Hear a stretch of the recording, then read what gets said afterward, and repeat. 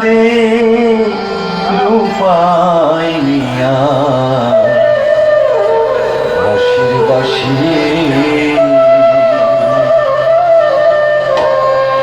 নকশি কাঁথা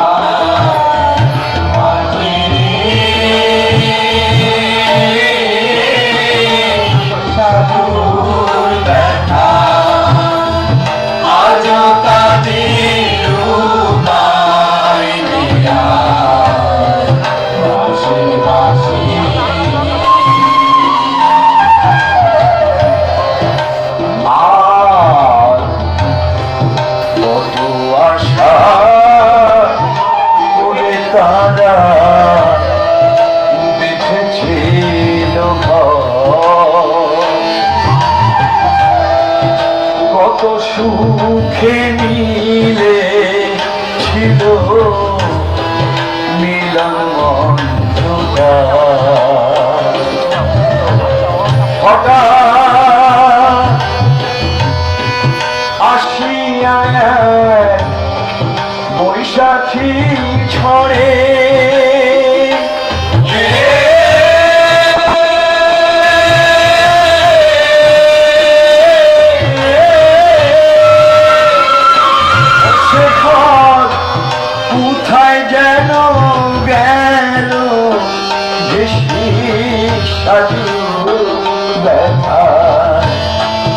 আজো কাঁদে রূপাই মিয়া বাঁশির বাঁশি নকশি কাঁথা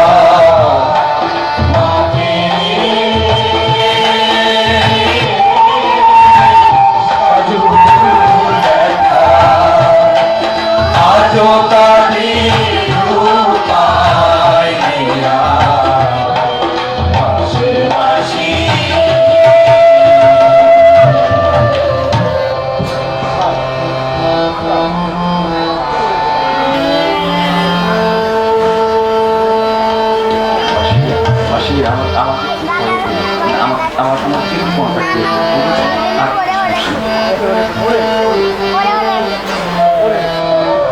পল্লীকবি জসীমউদ্দিনের নকশি কাঁথার মাঠ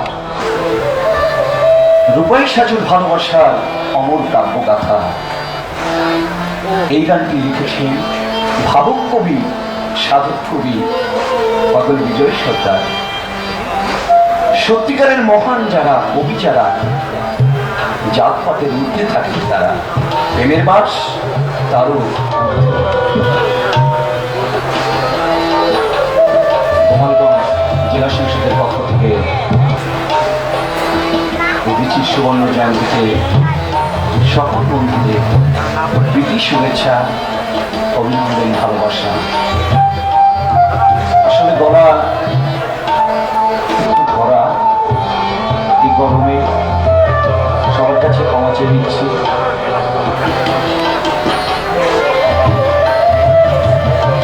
কাজী নজরুল ইসলাম কবিগুরু রবীন্দ্রনাথ ঠাকুরের কাছে একটা চিঠিতে লিখেছিলেন, এই কবিগুরু মানুষে মানুষে এত ভেদাভেদ, এত বৈষম্য, এত নিপীড়ন, এত সাম্প্রদায়িকতা, এর বীজ কি নষ্ট করে দেওয়া যায় না? মানুষে মানুষে কি একটা মধুর সম্পর্ক করে তোলা যায় না? রবীন্দ্রনাথ ঠাকুর তার চিঠিতে লিখেছিলেন, তোমার চিন্তাধারা সবই ঠিক আছে, মানুষের দেহের বাইরে হয়তো বা যদি লেজ গজায় সেই লেজ কেটে অপারেশন করে বাদ দেওয়া যায়, কিন্তু মনের মধ্যে যদি সাম্প্রদায়িকতার বীজ গজায় সেই লেজ সেই বীজ তুমি কি করে কাটবে? যাই হোক, যেমনই একটি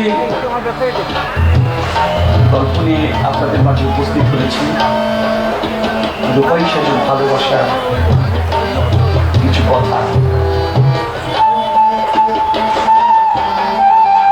আমি পরিচয় করিয়ে দিচ্ছি আপনাদের মাঝে রূপাইকে। চঞ্চল যুবক ছেলে, রূপাই ভালোবাসি বাজায় খরচায় লাঠি আর জানে, সাজুকে সেই সমাজে একটা চঞ্চলা যুবতী মেয়ে, সাজু ভালো গান গায়। দেশে একবার অনাবৃষ্টির ফলে মাঠ ঘাট ফেটে চলছে। সাজু মনে মনে চিন্তা করছে, ছোট বড় ধনী গরিব নির্বিশেষে সবাইকে নিয়ে সে জল ভাঙার গান গাইতে বেরোবে, আল্লাহর নামে সে ছিন্নি দেবে। তখন সেখানে কি গান করছে?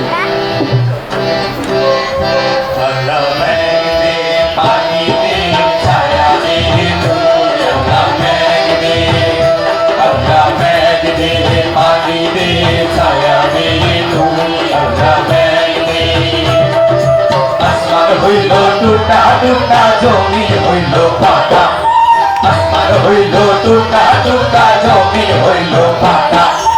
মেঘটা ঘুমাইয়া রইছে মেঘ বিন্দু টেনা, আল্লাহ মেঘ দে পানি দে ছায়া দে তুই, আল্লাহ মেঘ দে, আল্লাহ মেঘ দে পানি দে ছায়া দে তুই, আল্লাহ মেঘ দে। মাইকা মাইকা রইছে যত খালা দিলা নদী, মাইকা রইছে যত খালা দিলা নদী, পানির লেখা ঠান্ডা দিয়ে ভর্তি জলদি। আল্লাহ মেঘ দে পানি দে ছায়া দে তুই, আল্লাহ মেঘ দে, আল্লাহ মেঘ দে পানি দে ছায়া দে তুই, আল্লাহ মেঘ দে, আল্লাহ মেঘ দে। কখনো কখনো গানে ঘুমেতে বসিয়া, কখনো কখনো গানে ঘুমেতে বসিয়া, সুখা ফুলে তুই পড়ে ধরিয়া ধরিয়া। আল্লাহ মেঘ দে পানি দে ছায়া দে তুই, আল্লাহ মেঘ দে, আল্লাহ মেঘ দে পানি দে ছায়া দে তুই, আল্লাহ মেঘ দে, আল্লাহ মেঘ দে পানি দে ছায়া দে তুই, আল্লাহ মেঘ দে, আল্লাহ মেঘ দে পানি দে ছায়া দে তুই, আল্লাহ মেঘ দে। রূপাই মিয়া তখন কি করছে? তার ঘরের চালায় বসে খড় দিয়ে নিজের ঘর ছাইছে। ঘর ছাইতে গিয়ে যখন সে শক্ত করে বাঁধন আটছে, তখন দূর থেকে সাজুর এই কণ্ঠস্বর রূপাই মিয়ার কর্ণকুহরে প্রবেশ করেছে। চালায় বসে ভাবছে, বাবা বাবা কি সুন্দর সুর, না জানি দেখতে আরো কত সুন্দর। সাজু তার ওখানে এসে হাজির।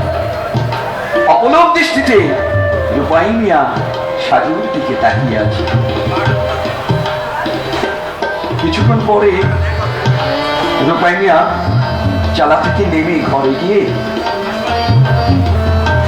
একটা থালায় করে কিছু চাউলের উপরে একটা মুদ্রা দিয়ে সেটা সাজুর হাতে দান করেছে। সাজু সেটা সাদরে গ্রহণ করেছে। গ্রহণ করে সাজু ঘরে ফিরে গেছে।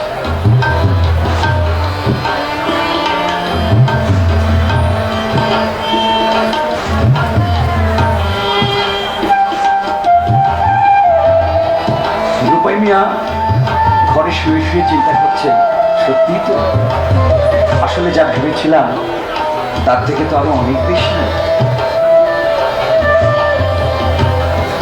তাই রূপাই মিয়া মনে মনে চিন্তা করছে, ইসরি সাজুকে যদি আরেকটিবার দেখতে পেতাম কত না ভালো হতো।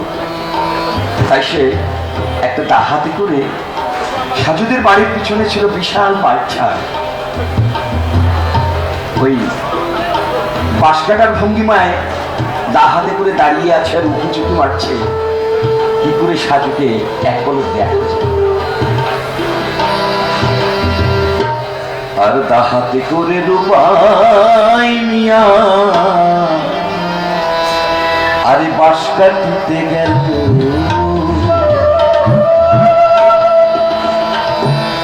সাজুগা করি কক্ষে কলস নিয়ে জল আনিতে এলো। ওই সাজুর দিকে চেয়ে চেয়ে পাশেতে কোপ দিল।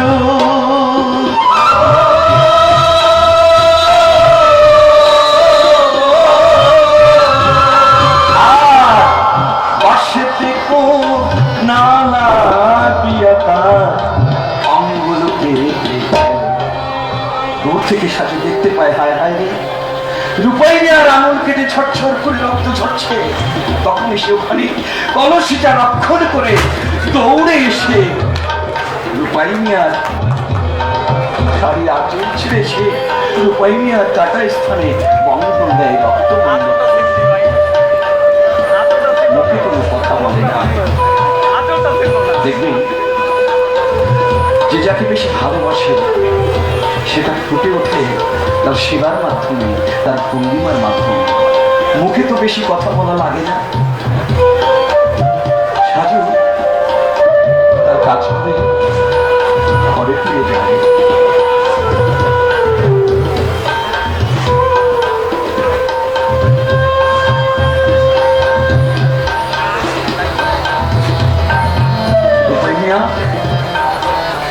বাড়িতে শুয়ে শুয়ে ভাবছে, সাজুদের বাঁশবাগানে বাঁশ কাটতে গিয়ে দায়ের কূপে আঙুল কেটে ছটছট করে রক্ত ছড়ে। সাজু দৌড়ে এসে তার নিজের শাড়ির আঁচল ছেড়ে সেই রক্ত বন্ধ করে। না জানি সাজু আমারই কত ভালোবাসে। আসলে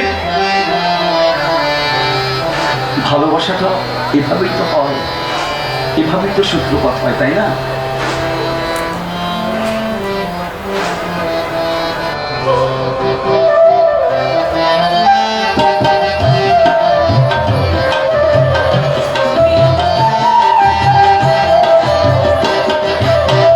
তুমি আমার বন্ধু লাগো তাই লাগে মায়া, তুমি আমার বন্ধু লাগো তাই লাগে মায়া।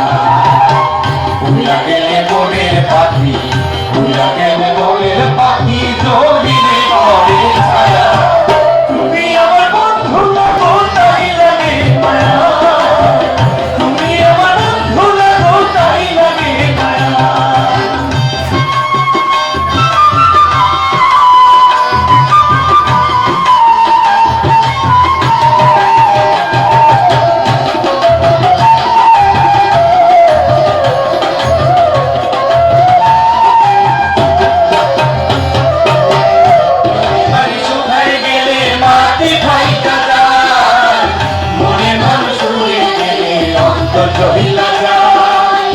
নদী পানি শুকায় গেলে মাটি ফাইটা যায়, মনে মানুষুরে গেলে অন্তর জহিলা যায়। তেমনি হইল আমার দশা, তেমনি হইল আমার দশা, তুমি গেলা হারাইয়া। তুমি আমার বন্ধু লাগো তাই লাগে মায়া, তুমি আমার বন্ধু লাগো তাই লাগে মায়া।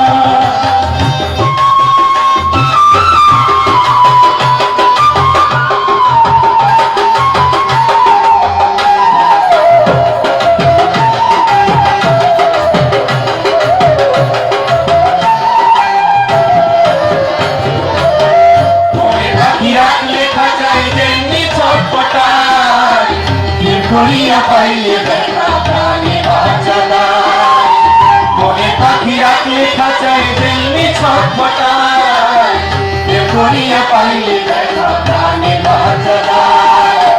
তোমার ছাড়া রাত কাটে না, তোমার ছাড়া রাত কাটে না, তুমি গেলা হারাইয়া। তুমি আমার বন্ধু লাগো তাই লাগে মায়া, তুমি আমার বন্ধু লাগো তাই লাগে মায়া।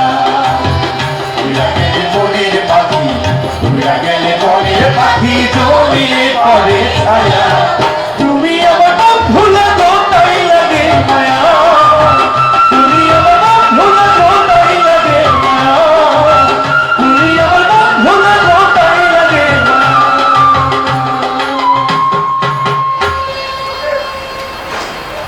আসলে হ্যালো হ্যালো, সত্যি তো তুমি আমার বন্ধু লাগে লাগো তাই লাগে মায়া।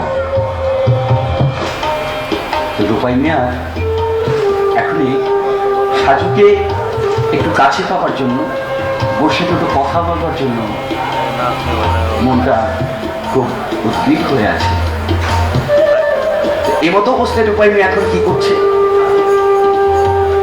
একটা গামছায় কিছু চাউল ভাজা আর কাঁচা লঙ্কা নিয়ে সাজুদের বাড়ির চারপাশ দিয়ে ঘুরছে আর উকি ঝুঁকি মারছে। সাজুকে যদি এক পলক দেখা যেত। এরকম বেশ কিছুদিন করার পরে সাজুর মা লক্ষ্য করছে যে একটা ছেলে বাড়ির চারপাশ দিয়ে ঘোরাঘুরি করে ওই শুকনো চাল ভাজা দেয় মুখে, কখন যেন যাবে গলায় বেঁধে। মা সাজুরে এক কাজ করুন মা, ছেলেটাকে বাড়িতে ডেকে এনে অন্তত এক গ্লাস জল দে, গলাটা অন্তত ভেজা। আজ পর্যন্ত সাজুকে তার মা কিন্তু এভাবে কোনোদিন কথা বলেনি। ছোট থেকে বড় করেছে, বুকে আগলে রেখেছে। সেই সাজুকে ছেলেটাকে বাড়িতে ডেকে আনতে হচ্ছে। সাজুর মনে যে কি আনন্দ সেটা প্রকাশ করা তো সম্ভব নয়, সেটা সে নিজেই জানে। এমন ভাবে দৌড়ে এসে এমন ভঙ্গিমায় ডাকছে, রূপাই মিয়াকে যেন কোনোদিন দেখেও নাই, চেনেও না। ও ভিন গায়ের ছেলে, তুমি আমাদের বাড়িতে একটু এসো না, আমার মা না তোমাকে ডাকছে, অন্তত এক গ্লাস জল তুমি খেয়ে যাও। সাজু ডাক দিয়েছে। রূপাই মিয়া ডাকের সঙ্গে সঙ্গে ওই গামছা চাল ভাজা ফেলে কখন যে দৌড়ে চলে গেছে সেদিকে খেয়াল নেই। সাজুর মা ঘর থেকে কিছু জলখাবার এনে সাজুর হাতে দিয়েছে। সাজু সেটা রূপাই মিয়াকে খেতে দিয়েছে।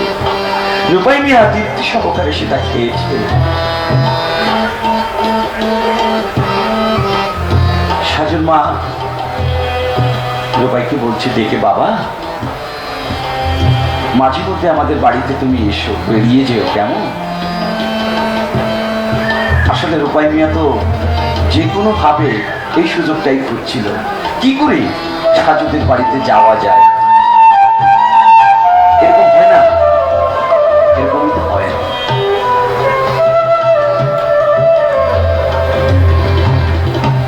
মাঝে মাঝে রূপাই মিয়া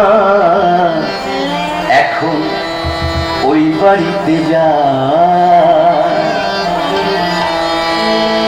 কিন্তু পাড়ার কিছু যুবক ছেলে তাদের ক্রোধ হয়।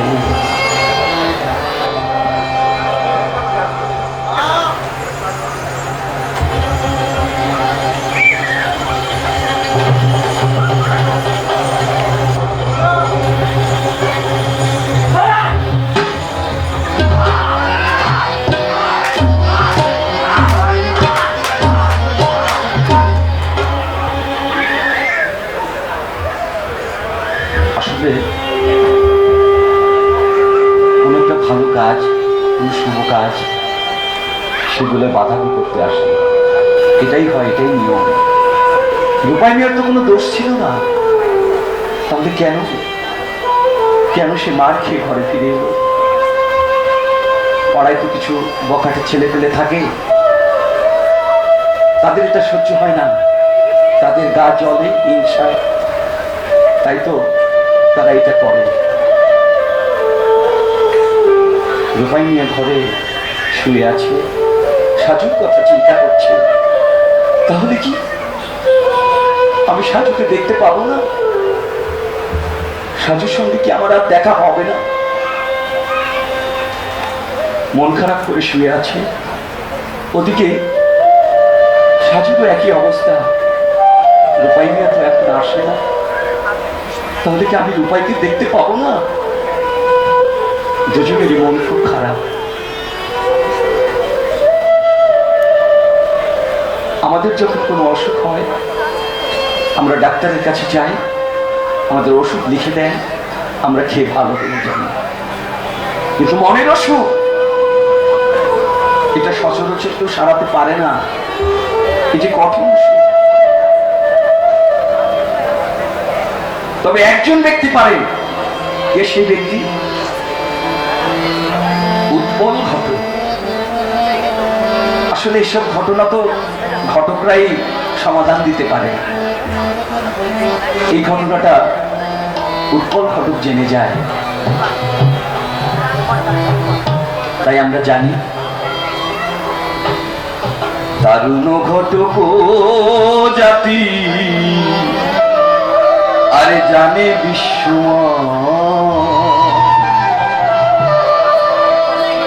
ওরে যা ঘটে না ঘটক তাহা ঘটাইয়া দেয়। ঘটক মশাই ওনারও একটু মন খারাপ হয়, তাই তো উনি আর ঘরে থাকতে পারে না। সাজুদের বাড়ি গিয়ে সাজুর মাকে বলে, সাজুর মা আমি তো এই ঘটনাটা শুনেছি, তাই তো ছুটে এলাম। এভাবে দুটো তাজা প্রাণ নষ্ট হয়ে যাবে সেটা মেনে নেওয়া যায় না। এক কাজ করো, মেয়েকে এভাবে ঘরে বন্দি করে রেখো না, ওদের দুহাত এক করে দেওয়ার একটা ব্যবস্থা করো। আমি না হয় রূপাই মিয়াকে যে কোনো ভাবে রাজি করা। সাজুর মা রাজি হয়ে যায়। ঘটক মশাই সাজুদের বাড়ি থেকে রূপাইদের বাড়ি চলে আসে।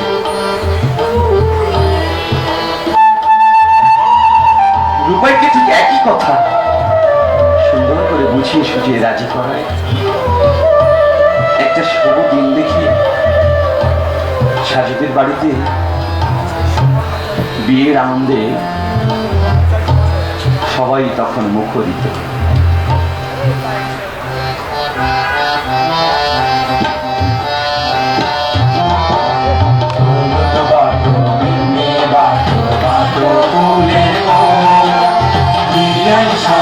সাজবে কন্যা নরম নরম হলুদ বাটো নীল বাটো বাটো ফুলের সাজে সাজবে কন্যা নরম নরম হলুদ বাটো নীল বাটো বাটো ফুলের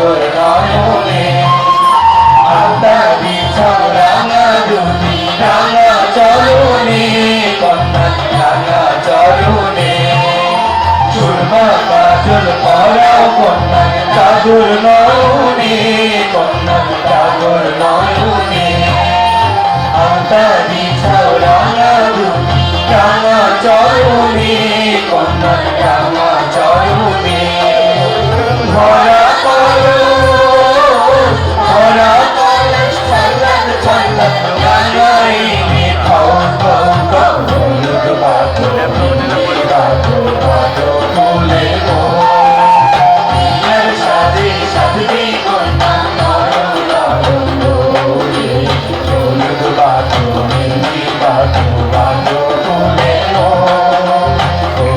বাটো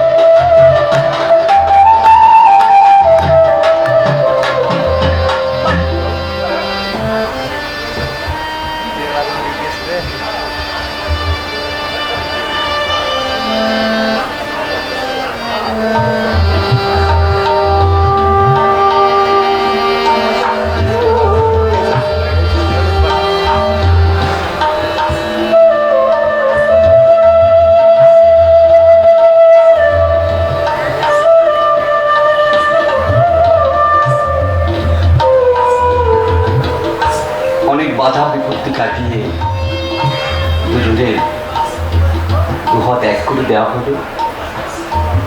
কিন্তু দুঃখজনক ঘটনা হলো কি, সপ্তনা গড়াতেই রূপাইনের জীবনে চরম একটা দুর্ঘটনা নেমে এলো। কেমন? রূপাইনিয়া তো লাঠি দিয়ে ঘুরে বেড়ায়। অন্য পাড়ার যোদ্ধার রূপাইনিয়ার বাড়িতে লোক পাঠিয়েছে, ধান কেটে তার গোলায় তুলে দিতে হবে। তাই তো 500 টাকা বুঝে দিয়ে সকাল সকাল চলে যাওয়ার নির্দেশ দিয়ে যায়। রূপাইনিয়ার দিকে লোকজন জড়ো করে।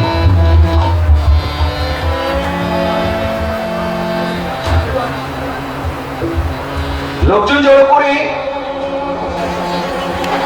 রূপাই মিয়া ধান ক্ষেতের মাঠে চলে যায়।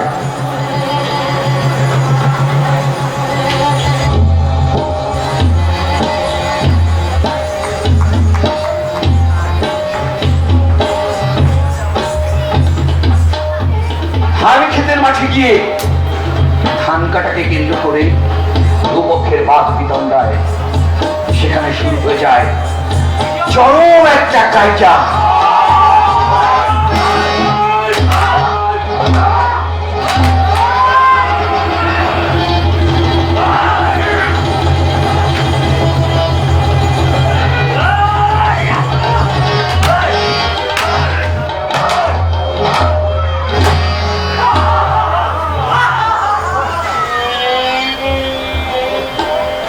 আসলে তো লাঠিয়া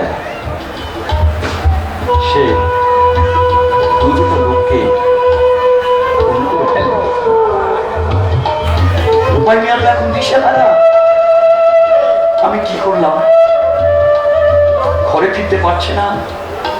এদিকে তার শব্দ বিভক্ত তার স্ত্রী উপায় নেওয়ার জন্য পথপানো চেয়ে বসে আছে। সন্ধ্যা গড়িয়ে যায়, উপায় নিয়ে ঘরে আসে না। চিন্তা করছি যে লোকটা সকাল সকাল বেরিয়ে গেল, এখন কেন আসছে না? পুলিশের লোক রূপাই মিয়ার বাড়িতে এসেছে রূপাই মিয়াকে ধরবার জন্য।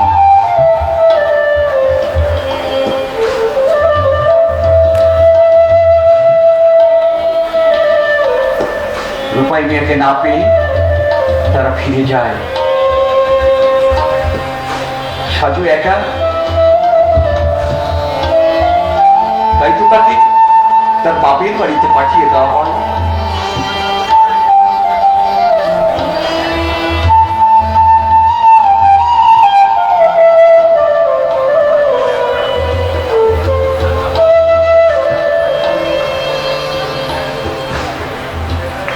সাজু চিন্তা করছি, সপ্তাহ গড়িয়ে যায়, মাস চলে যায়, রূপাই আর দেখা পায় না। নাওয়া খাওয়া ছেড়ে দিয়ে শুধু রূপাই আর ধ্যানে জ্ঞানে মগ্ন হয়ে বসে আছে। কবে আসবে? কবে তার সঙ্গে বসে দুটো কথা বলবে? দুটো কথা বলার তো সে সুযোগ পায়নি। এ পাড়ায় সে পাড়ায় রূপাই মিয়া পালিয়ে বেড়াচ্ছে। অনেকদিন পর হঠাৎ করে রূপাই মিয়াকে দেখা গেল সাজুদের বাড়ির কাছে গিয়ে সাজুকে ডাকছে, সাজু সাজু।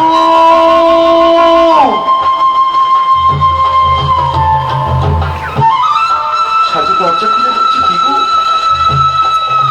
তুমি কোথায় ছিলে? এই তোমার আসার সময় হলো। সাজু, আমি যে তোমার কাছে থাকতে পারবো না, তার কারণ ওই ধান কাটাকে কেন্দ্র করে আমি দুটো লোককে খুন করেছি। পুলিশের লোক আমার পিছনে, আমাকে দেখা মাত্র যে গুলি করে দেবে। কি করে আমি তোমার কাছে থাকবো? তোমাকেই আমি কার কাছে রেখে যাব?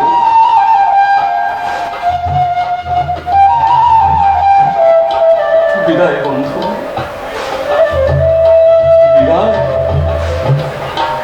দেখা হবে, কবে আমি আবার আসবো আমি যে জানি না। বিদায় বিদায় বন্ধু, বিদায়।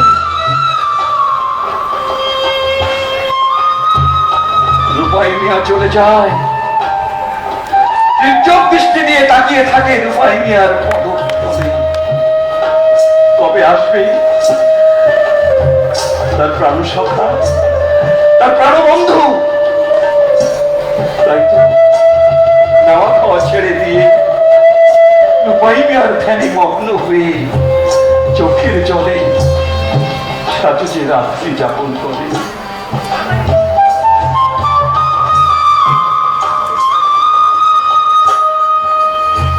প্রাণবন্ধুরে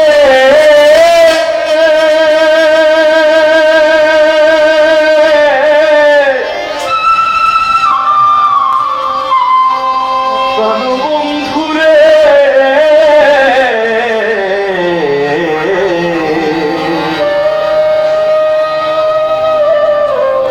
বন্ধু আমার,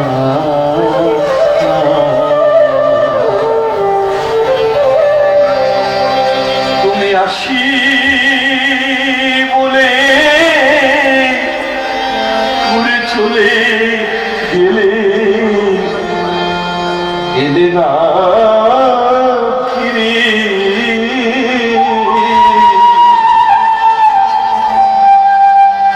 দুনয়নে জলে আমার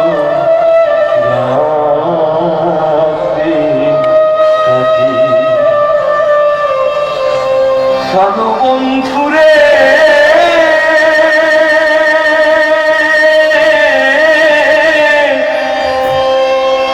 প্রাণবন্ধুরে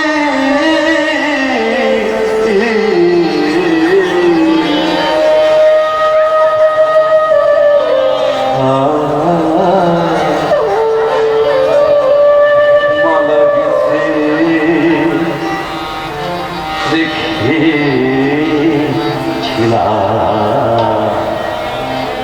আমি পরব বলে,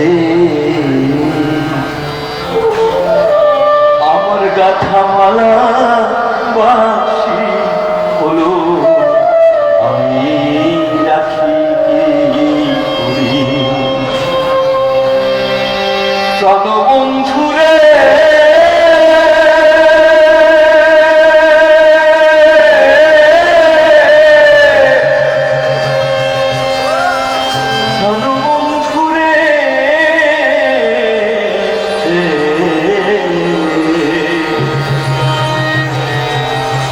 বন্ধু আমার,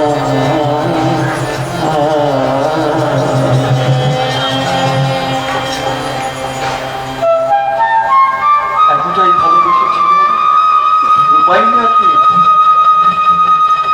নাওয়া খাওয়া ছেড়ে দিয়ে রূপাই মিয়ার ধ্যানে মগ্ন হয়ে একদিন তার মাকে গিয়ে বলছি, মা আমাকে তুমি কতটা সুতা আর একটা সুশিনে দাও মা, আমি আমার রূপাই মিয়ার জন্য একটা নকশি কাঁথা রেখে যেতে চাই। নকশি কাঁথা সাজুর মা ঘর থেকে কিছু সুতা আর একটা সুই, সাজু বসে বসে নকশি কাঁথা সেলাই করছে। রূপাইকে যেদিন প্রথম দেখেছিল ঘরের চালায় বসে ঘর দিয়ে নিজের ঘর চাইছে, সাজুদের বাঁশ বাগানে তাহাতে করে দাঁড়িয়ে আছে বাঁশ কাটার পূর্ণিমায়। সাজুকে যেদিন বিয়ে করতে যায়, এমন সুন্দর সুন্দর স্মৃতি সে নকশি কাঁথায় তুলে রেখেছে। কাঁথাখানা নিয়ে মাকে গিয়ে বলছে,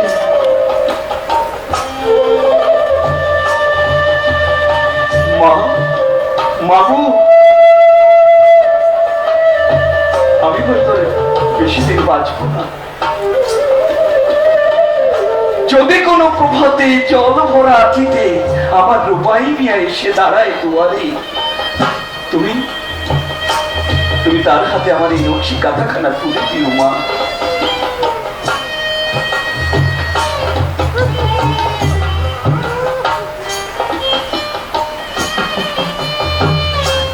ভালোবাসা তো ভালোবাসা তো এরকম হয় না। অনেকদিন কিছু না খেতে খেতে রূপাই মিয়ার ধ্যানে মগ্ন হই। সাজু সাজু আমাদের সবাইকে ফাঁকি দিয়ে সেজে সেজে ওই না ফেরার দেশে চলে যায়।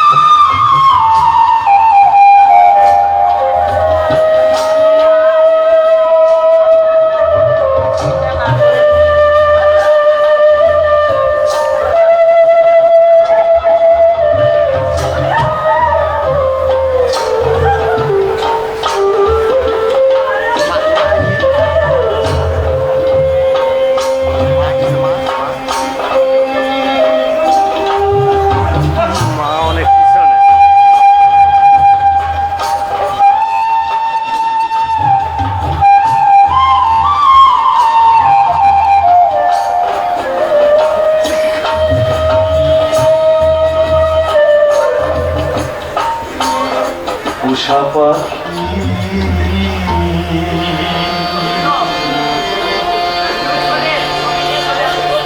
উড়ে যায়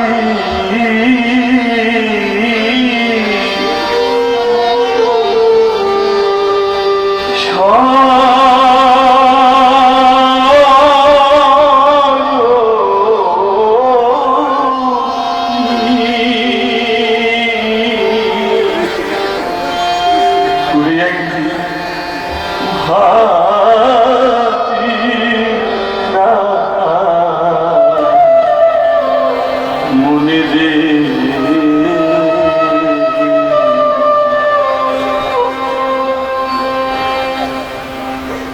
হিন্দু পাখি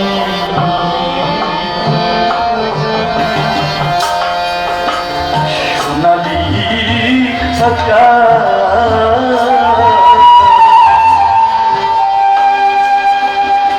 সে বলতো কত কি আমার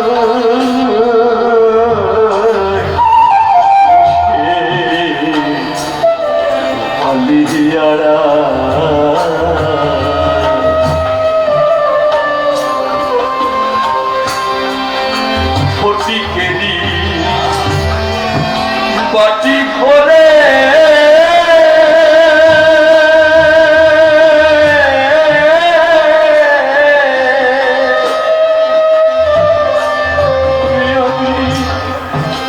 খবর দিতা ঘরে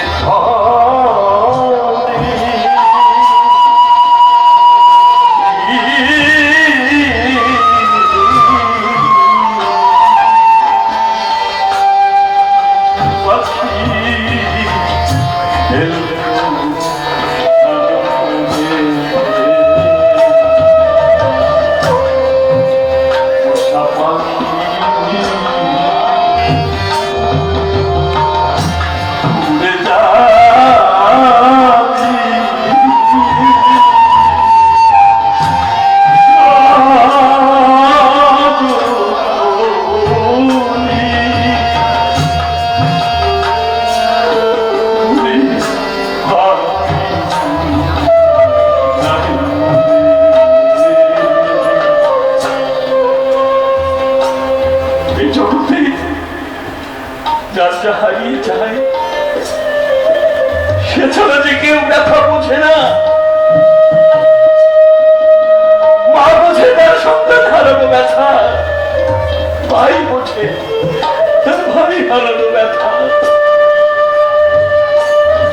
যার যে ব্যথা সেই ব্যথা ছাড়া কেউ সেই ব্যথার মর্ম বোঝে না। সাজু রূপাইমিয়াকে এতটাই ভালোবেসেছিল, তাই তো তাকে না পাওয়ার বেদনায় হয়তো বা অভিমান করে চলে গেছে। অনেকদিন পর পাগলের মতো, উদ্ভ্রান্তের মতো রূপাইমিয়া সাজুদের বাড়ির কাছে গিয়ে ডাকছে সাজুকে, সাজু সাজু। সাজুর মা দরজা খুলে বলছে, বাবা তুমি এসেছো, কিন্তু তুমি যার জন্য এসেছো সে তো এখানে থাকে না বাবা। সে যে আমাদের সবাইকে ফাঁকি দিয়ে ওই না ফেরার দেশে চলে গেছে। তবে না যাওয়ার সময় আমার হাতে একটা লক্ষ্মী কাঁথা তুলে দিয়ে বলেছিল, মাগো যদি কোনো প্রভাতে জল ভরা আখিতে আমার রূপাইমিয়া এসে দাঁড়ায় দুয়ারে, তুমি তার হাতে আমার এই কাঁথাখানা তুলে দিও মা।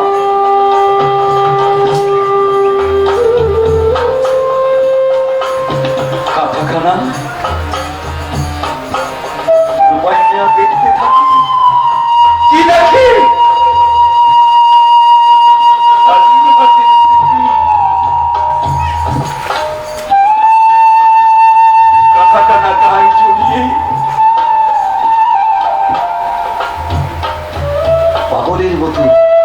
পাগলের মতো ছুটে যায় সাজুর কবরের পাশে।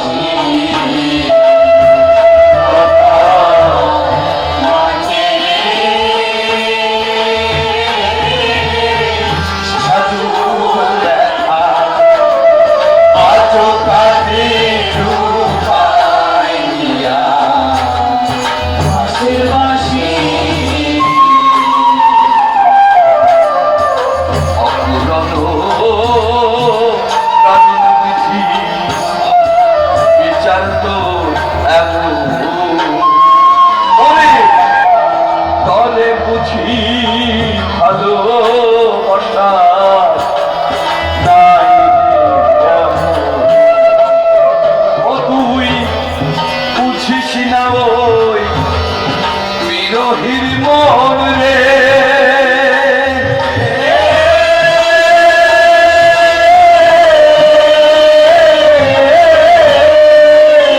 ওরে কেন তাদের কান্না হাসি আজও ব্যথা আজও তাদের উপায় দিয়া বাঁশির বাঁশি মাঝে শুধু দেখা আজও তাদের উপায় দিয়া বাঁশির বাঁশি নকশি কথা মাঠে লোকে আজও শুনতে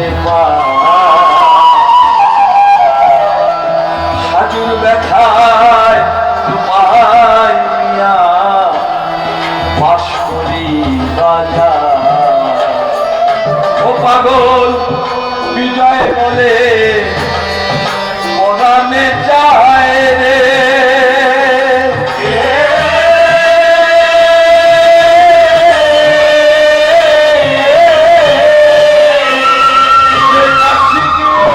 একবার শুনে আসি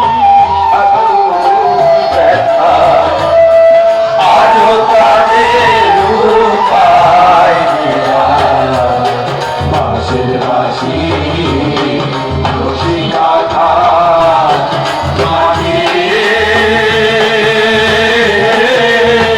সাধুর ব্যথা আজও তাদের উপায় দিয়া বাঁশির বাঁশি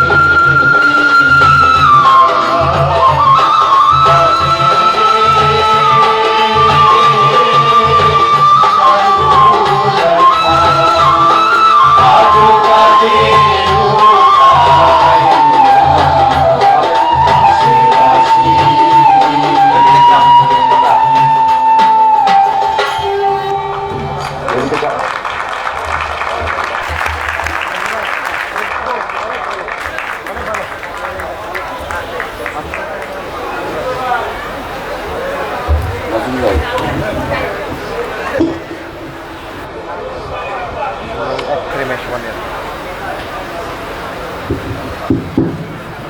আসছে